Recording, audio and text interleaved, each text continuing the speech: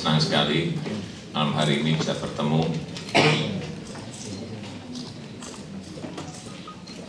dengan Bapak Ibu dan saudara-saudara semuanya.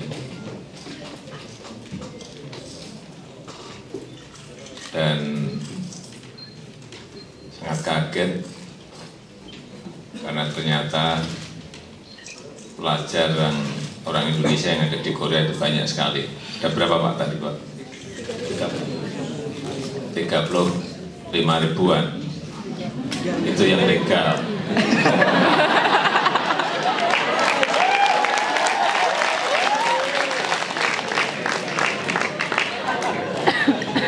Yang nggak legal pasti ada.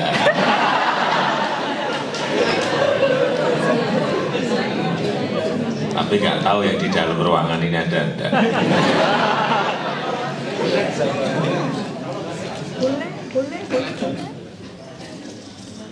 Kita ini bangsa besar, kita ini negara besar. Itu yang harus kita sadari. Jangan sampai ada yang dalam pergaulan dengan bangsa-bangsa yang lain, kita ini merasa rendah diri, merasa inferior. Sekali lagi, Indonesia ini bangsa besar, negara besar.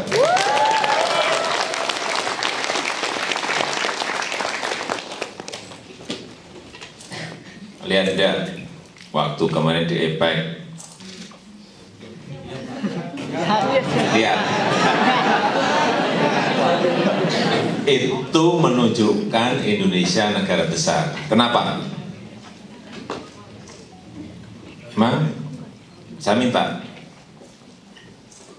agar duduknya itu kita harus berada pada posisi negara besar, baik saat konferensi maupun saat makan malam. Sehingga ngeliat nggak? Di sini siapa? Di sini ada Presiden Putin.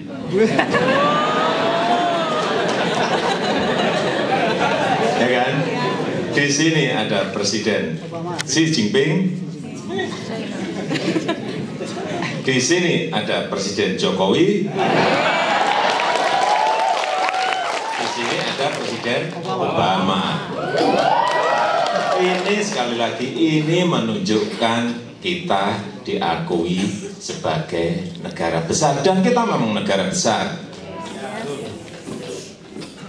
Terus di Australia juga sama. Tony Abbott dengan kita juga sama. Jejer itu apa? Bersebelahan. Berdampingan.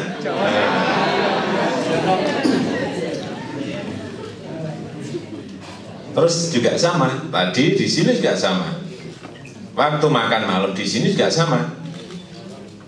Di sini Presiden Pak, di sini juga Presiden Jokowi. Ya memang harus seperti itu.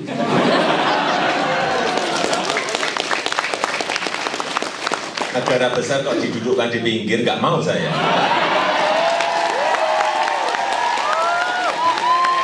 Nggak mau.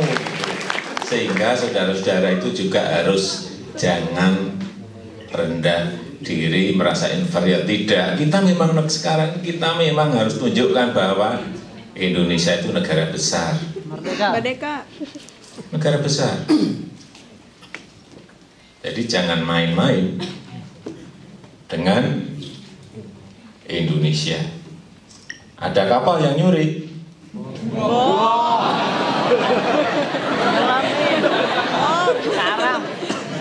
Supaya tahu saja, ada 5.400 kapal yang hampir nggak tahu berapa, mungkin 90% itu ilegal, wirawi di perairan kita dan bertahun-tahun dibiarkan. Saya sampaikan, sebenarnya kita peringatkan, hati-hati masuk ke perairan kita. Masih, kita lihat. Kita tuh punya, sekarang punya apa itu? Monitor untuk melihat kapal ada di mana, kapal ada di mana. Kelihatan, dipikir kita nggak punya.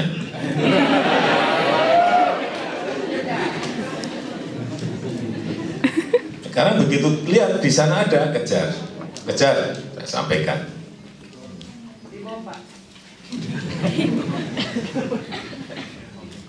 4 minggu yang lalu saya perintahkan, 5 minggu yang lalu saya perintahkan kapal-kapal yang masih berani masuk ke perairan kita dan jelas tidak ada izin, langsung tenggelamkan. Saya perintahkan itu, langsung tenggelamkan. Perintahnya jelas.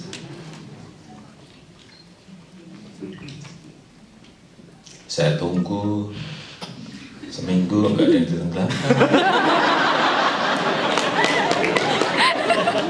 Saya tunggu lagi 3 minggu, saya perintah lagi, tenggelamkan.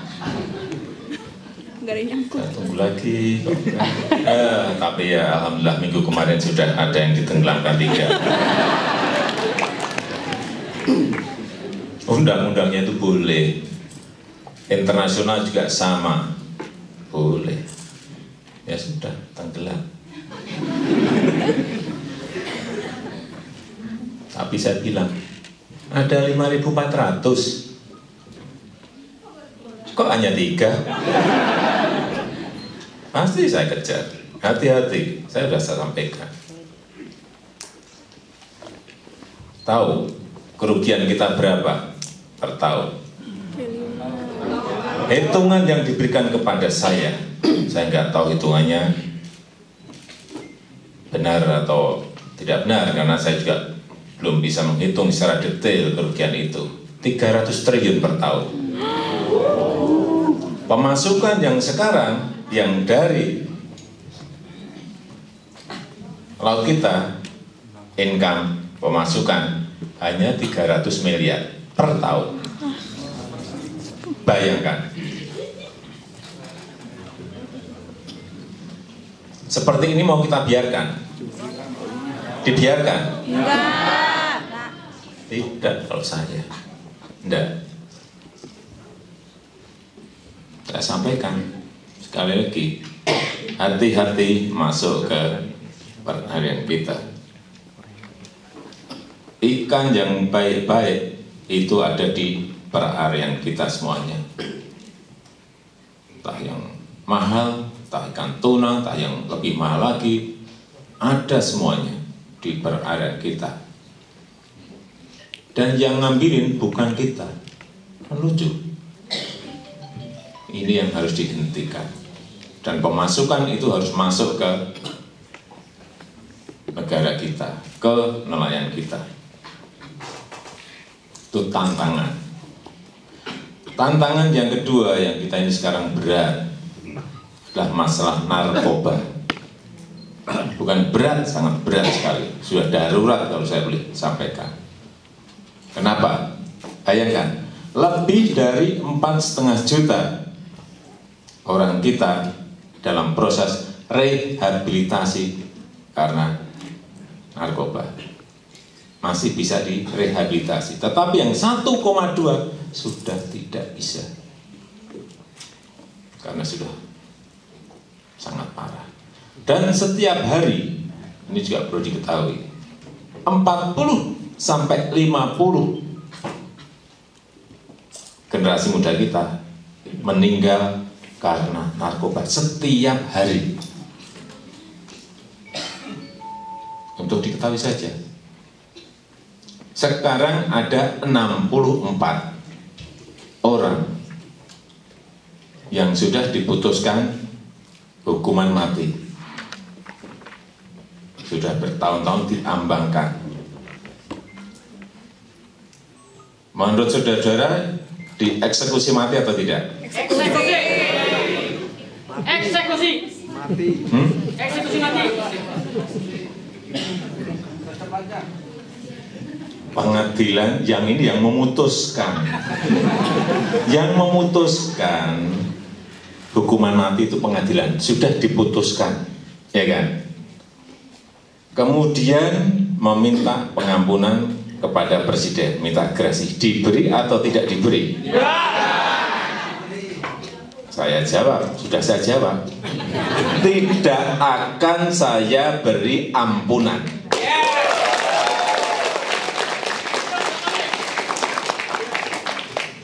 Ya memang ada tekanan dari sini, dari sini, dari sini. Biasa, buat saya biasa. Tapi yang jelas, angka yang 40-50 meninggal, yang 4,5 juta, jangan dilupakan. Saya tidak mau orang melupakan itu, angka itu. Sehingga saya sampaikan, tidak ada ampunan. Tidak ada. Tegas saya sampaikan, sama seperti yang kapal tadi. Inilah problem-problem berat negara kita. Yang ketiga, masalah yang berkaitan dengan korupsi. Sama, kita menghadapi sebuah problem yang berat di situ. Tetapi ini juga kita harus mempunyai keyakinan, ini bisa kita selesaikan. Ya harus punya keyakinan. Kalau tidak punya keyakinan, pesimis namanya. Tidak boleh kita pesimis menghadapi persoalan apapun. Memperbaiki sistem, penegakan hukum, ya terus harus dilakukan. Merubah mindset, merubah pola pikir, itu yang terus kita lakukan. Kita punya keyakinan bahwa itu juga akan hilang kalau sistemnya dibangun yang baik. Manusianya harus mengikuti sistem yang baik itu.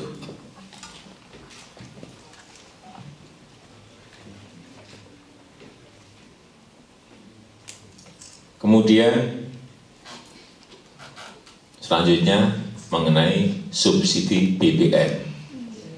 Ya semuanya gaji biar ngerti semuanya. Ini kita buka, ya kan? Kita buka subsidi BBM, pengalian subsidi BBM. Saya berikan gambaran. Tahun depan di dalam rencana anggaran kita, subsidi BBM itu 280 triliun plus subsidi yang lain untuk listrik dan ada 433. Kita bicara subsidi BBM saja.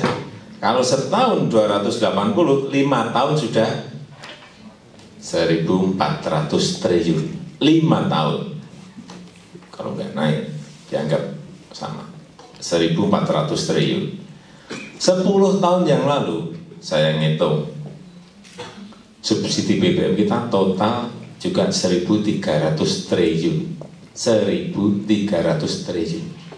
Anggaran kita per tahun depan kira-kira 2039 triliun. Untuk swasembada pangan, kita ini sekarang semuanya impor. Jengkel saya. Beras impor ke negara agraris kok. Beras impor, kedelai impor, jagung impor, gula impor, garam impor. Apa yang gak impor kita?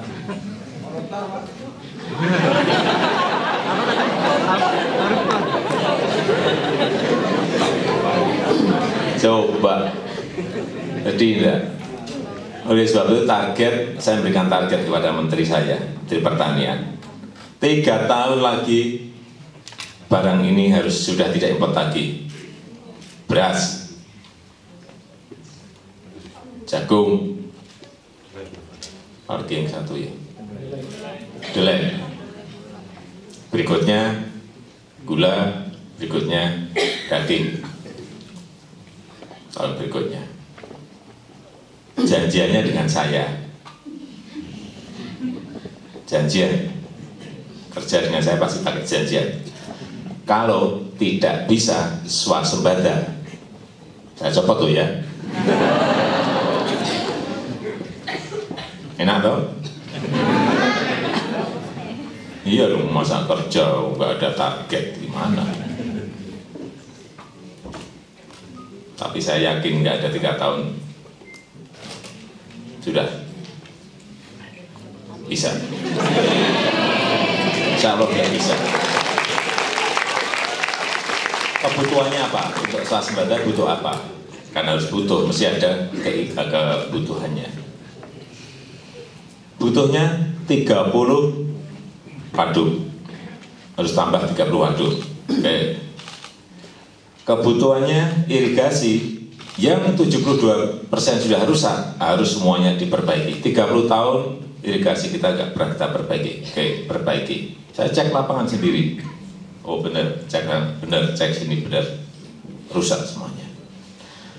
30 waduk saya kumpulkan gubernur, ternyata tambah Pak, masa kita nggak di provinsi saya nggak ditambah waduknya Pak, tambah jadi 49 waduk. Udah nggak apa-apa, tambah 19 lagi 49 waduk. Kebutuhan duitnya 49 waduk itu berapa? 24 miliar triliun, 24 triliun, 24 miliar, 24 triliun, karena satu waduk kira-kira 400 sampai 600 miliar. Kebutuhan untuk irigasi 15 triliun, udah rampung. Masalah pangan hanya berapa coba? 1.300 triliun kita habiskan, kita bakar setiap hari. Kalau 1.300 itu dijadikan waduk, jadi 2.600 waduk. Iya benar, langsung saya hitung itu, biar saudara punya bayangan. Kalau subsidi BBM itu dijadikan waduk, se-Indonesia ada waduk 2.600 waduk yang baru.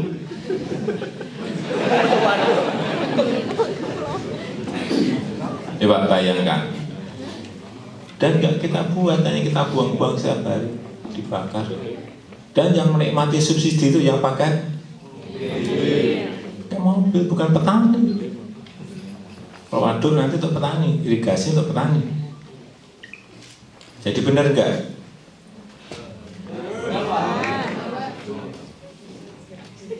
Subsidi BBM itu jadi benar nggak? Tidak tepat sasaran. Anggaran ini harus digunakan, dialihkan agar tepat sasaran. Itu yang kita lakukan. Terus buat jaringan kereta api, jaringan rel kereta api di Sumatera, di Kalimantan, di Sulawesi, di Papua, habisnya 360 triliun. Kalau duit itu nggak dibakar setiap hari, semua pulau besar kita sudah punya kereta api berpuluh-puluh tahun, kita nggak pernah punya jaringan baru kereta api di pulau-pulau besar itu. 360 triliun untuk membuat jalan tol. Jadi yang 1.300 saja lebih dari cukup untuk membuat semua jaringan sampai di Papua. Untuk membuat yang namanya jalan tol 1 kilometer pembebasan plus membuat jalan per kilometer itu 80 miliar. Jadi kalau 1.300 triliun sudah jadi jalan tol 16.000 kilometer. Pulau-pulau itu sudah ada semuanya jalan tolnya. Bayangkan berapa bertahun-tahun kita rugi gara-gara itu, namanya subsidi BBM.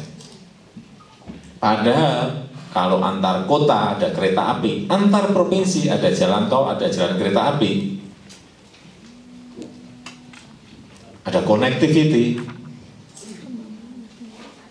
barang-barang menjadi murah jatuhnya. Saya ingin memberi gambaran. Di Jawa harga semen 70.000, di Papua harga semen 2.500.000. Gara-gara apa? Ini tadi. Tidak ada connectivity antar pulau, tidak ada connectivity antar provinsi. Dan seperti itu kita biarkan bertahun-tahun. Mau kita lanjutkan? Itulah perlunya infrastruktur baik antar pulau yang ingin kita bangun jalan tol laut, pelabuhan, ada 24 pelabuhan yang ingin kita perluas, kita bangun agar ada connectivity antar pulau dengan pulau, karena kita punya 17.000 pulau. Uangnya ya dari ini tadi, masjid. Kalau tidak, kita sampai kapanpun akan begini terus. Negara yang lain sudah melesat kemana-mana, kita ditinggal. Sehingga kemarin belum ada 1 bulan, langsung saya putuskan alihkan subsidi BBM. Saya tahu rakyat mungkin ada beberapa yang akan marah, akan demo, tapi ada yang mengatakan ke saya, Pak, hati-hati, popularitas Bapak akan turun drastis kalau menaikkan BBM. Saya bekerja tidak ada urusannya dengan popularitas.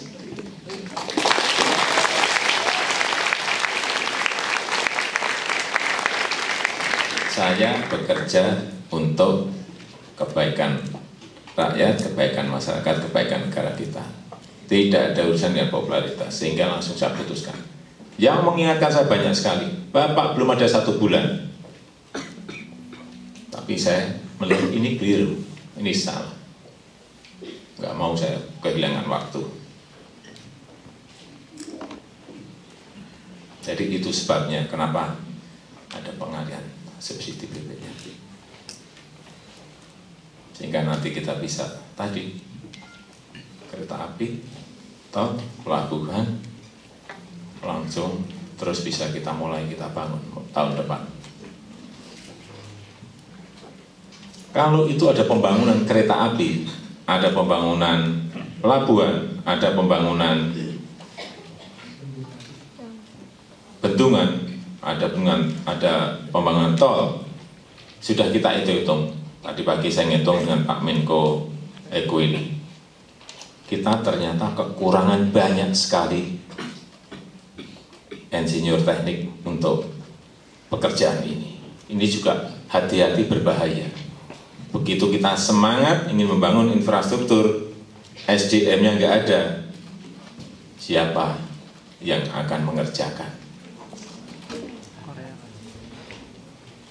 Kesiapan-kesiapan seperti inilah yang juga harus mulai dikerjakan, mulai disiapkan. SDM-nya dari mana? Itu bukan jumlah yang sedikit. Karena produksi yang banyak dari universitas kita itu sekarang yang banyak yang sosial, ya, yang sosial.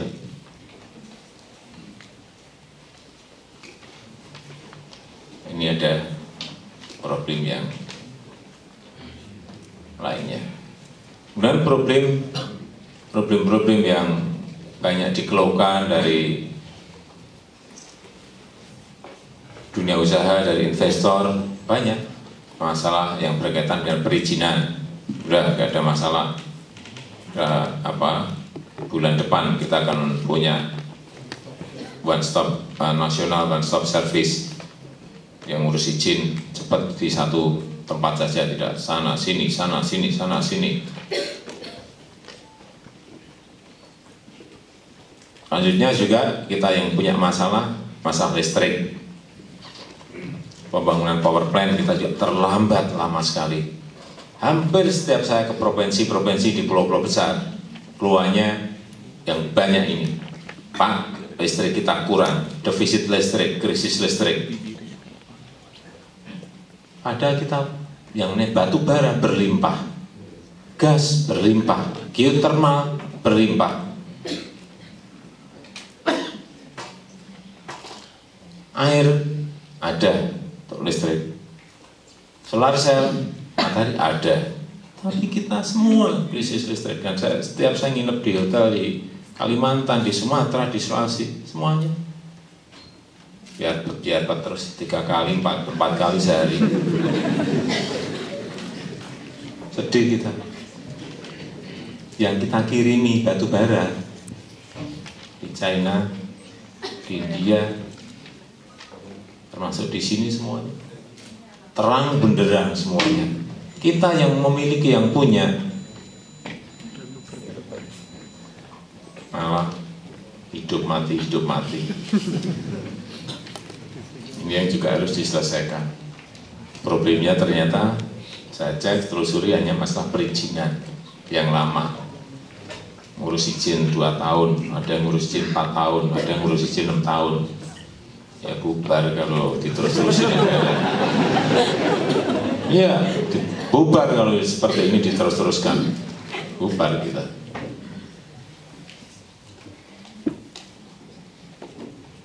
Ya, udah visit semuanya. Inilah problem-problem negara yang harus kita selesaikan bersama-sama secepat-cepatnya. Karena kita sekarang ini, feeling saya mengatakan, kita sekarang ini dibutuhkan. Kita sekarang ini menjadi incaran. Karena dilihat kita mempunyai kekuatan sumber daya alam, punya kekuatan SDM, mempunyai penduduk yang banyak, ada sebuah pasar yang dilihat itu ada sebuah kesempatan, sebuah peluang oleh investasi, oleh investor, oleh negara yang lain. Inilah yang harus kita kelola sehingga kemanfaatannya sebesar-besarnya untuk masyarakat harus kita peroleh. Dan kesempatannya itu ada pada tahun-tahun di depan ini. Sebab itu saya sudah sampaikan kepada seluruh menteri, jangan sampai kita kehilangan kesempatan ini. Karena negara-negara yang lain goncang karena problem-problem politik, problem-problem yang lain-lainnya. Kesempatan kita. Dan kesempatan itu tidak akan berulang.